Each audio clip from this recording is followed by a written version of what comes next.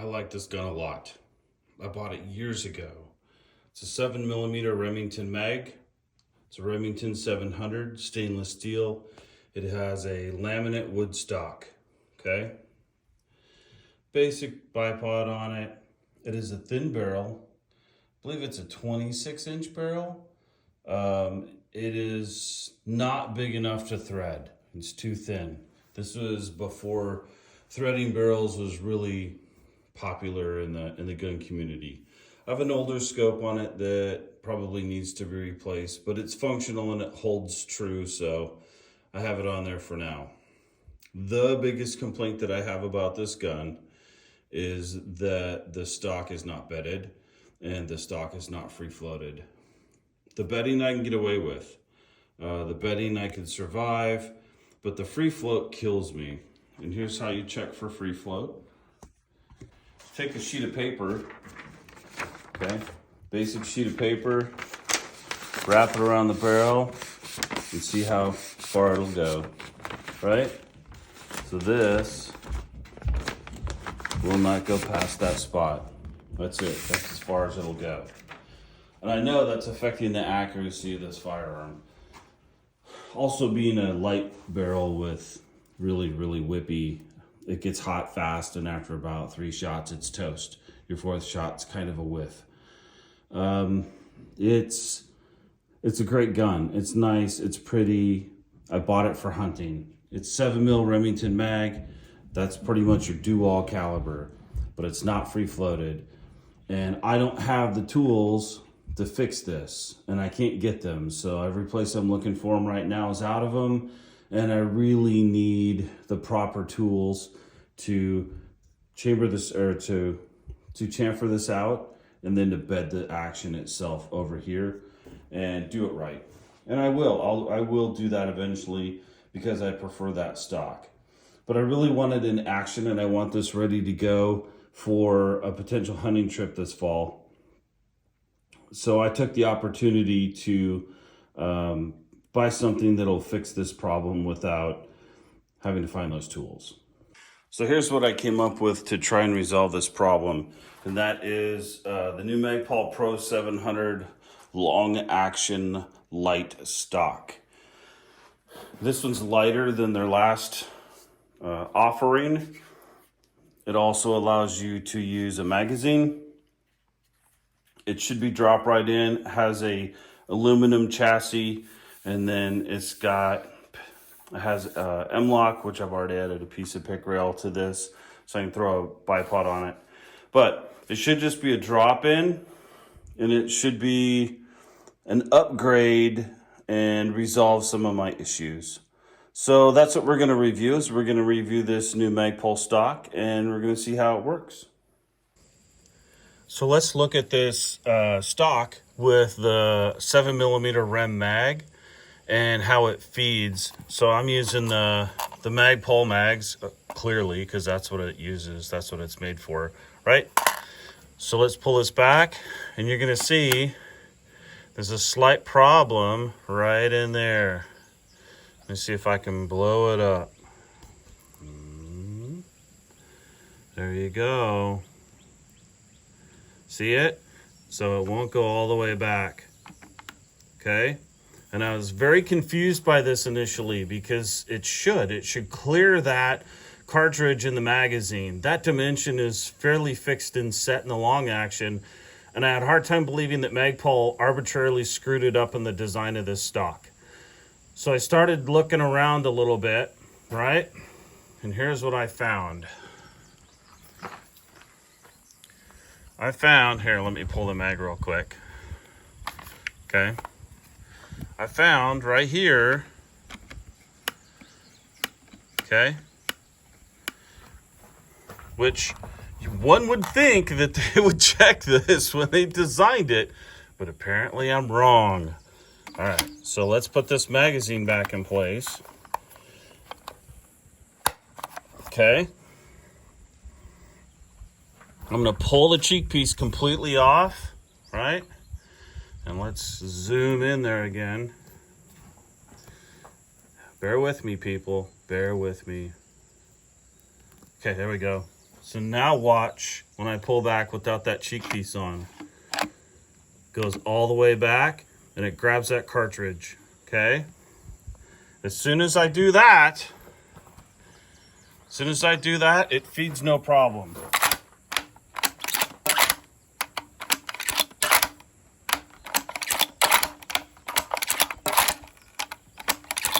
And I'm using really old, crappy ammunition here. See, look, it's old and crappy. It's old Peters, which is essentially, if I remember correctly, it's just Remington.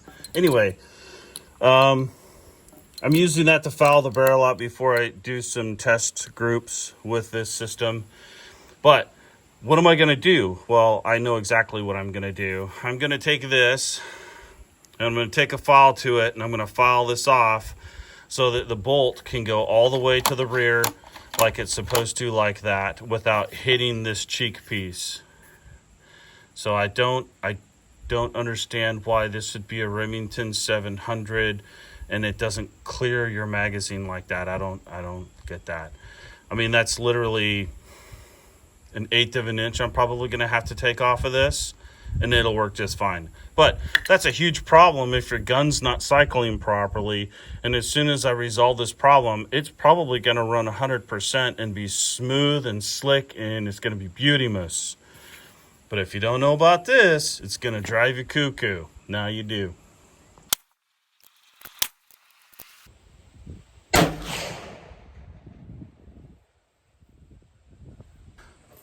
So if you want to know how old this box of ammo is,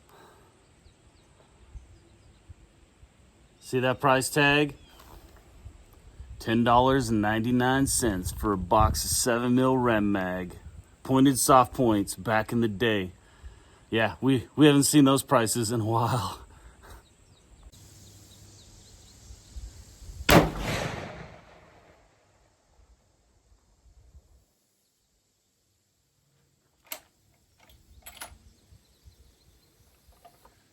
Man, it kicks. Woo!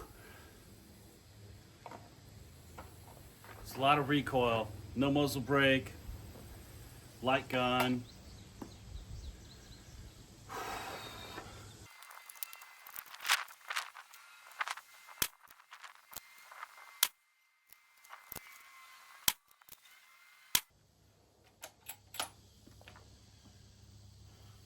Not good.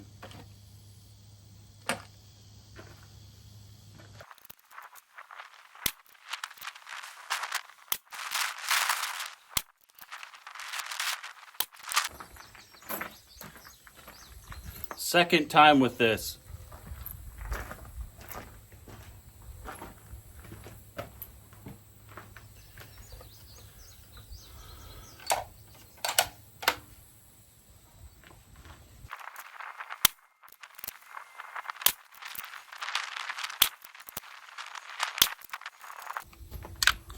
All right, 7mm Rem Mag. It's the 162 ELDX. I got a 2870.7 average with a 10.5 standard deviation. There we go. Not bad. It's a better group this time. The first group was awful. This one's better.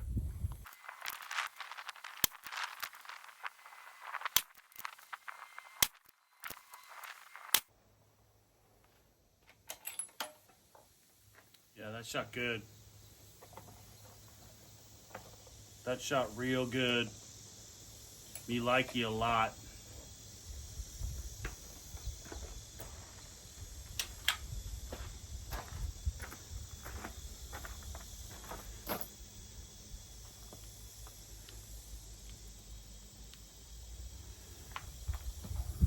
So that was a 2969 average with 11.2 deviation. That's good. That's with a Nosler partition. I'll take it. That's a good hunting load. Okay, so I'm modifying this. I'm filing it back. You can see when it's down, it's still hitting, right? As soon as I bring this up, it'll actually slide up underneath it. So that's how much further I have to go. It's this tiny little bit right here. And I'm doing it by hand. All right, I felled it back. Let's check it. So I put this back on, locked it down.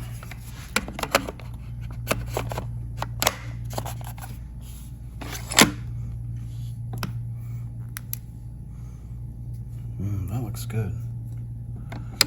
Yeah.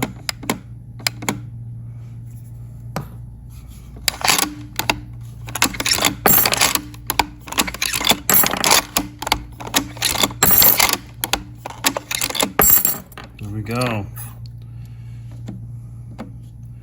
So what it takes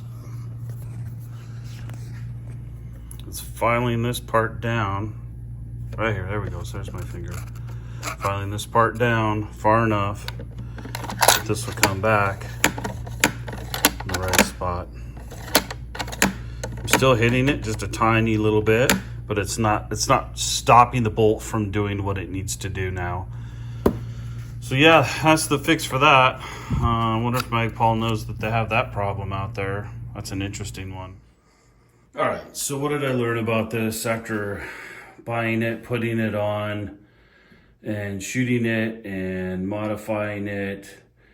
It's not a bad replacement chassis. These are about $600, and all the other replacement chassis out there that are worth a crap are gonna run you a lot more than this one. So for the money, it's not too terribly bad.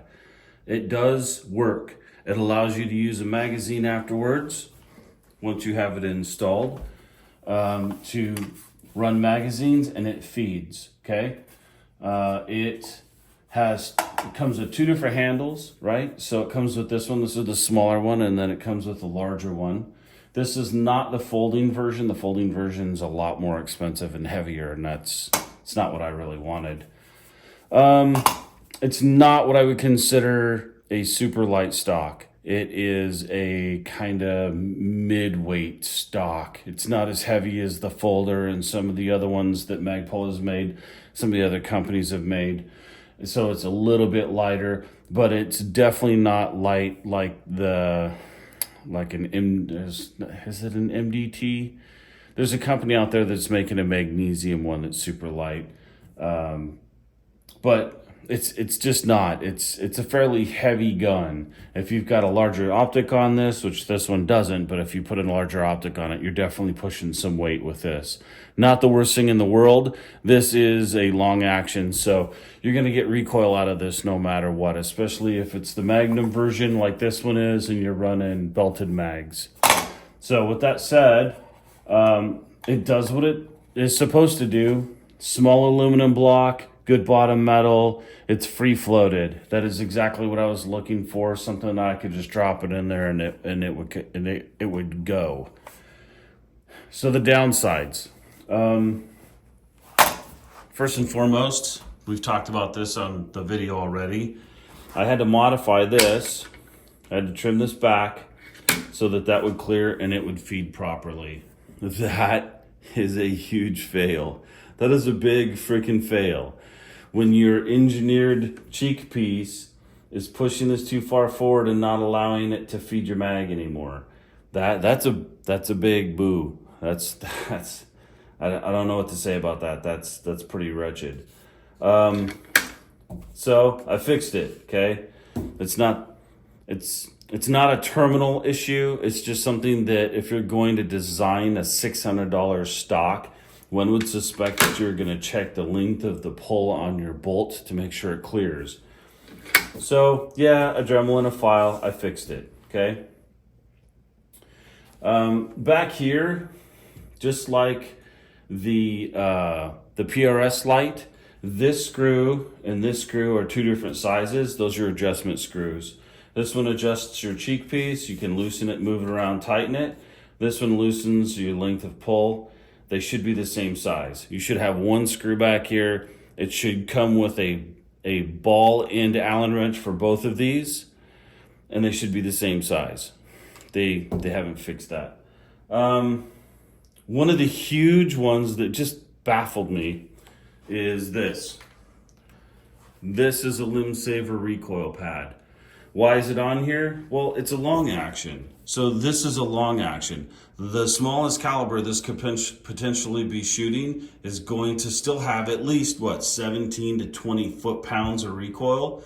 More likely, 30-06 and up, you're looking at like 22 to 25, all the way up to, you know, if it's a 300 Win Mag with big bullets or 338s, it's gonna thump the crap out of someone. This is the pad that it comes with, right here, okay? That is garbage. Sure, if I'm shooting, you know, 6.5 Grendel, I don't give a shit. Even in 6.5 Creedmoor and 308, this on a lighter gun, this would suck. This has no business being on this stock. So I don't understand why they're not just putting limb savers on there. Okay, this is a $600 stock. Put something on here that's actually going to work for the customer. There is no QD cup in this hole on either side. I've complained about this on the PRS Lite stock also. For the amount of money that it costs to put a freaking QD cup in here, there should be a QD cup in here for someone to be able to just drop a QD mount in here and you've got a 2-point sling. But they don't. It's how they're nickel and diming instead of actually making a full complete product. You add this piece right here and it doesn't make any difference to the end user if they're not going to use it. It just stays there and that's fine. But if you're going to use it, it stops you from having to try and find this piece and try and find this piece and try and find a sling. It's just dumb. It's just nickel dime stuff like this. This is nickel dime stuff, okay? So put out a product that the end user is going to be instantaneously pop it in, done, right? So those are the big takeaways that I've had with it. Everything else has worked extremely well. It's a very good product.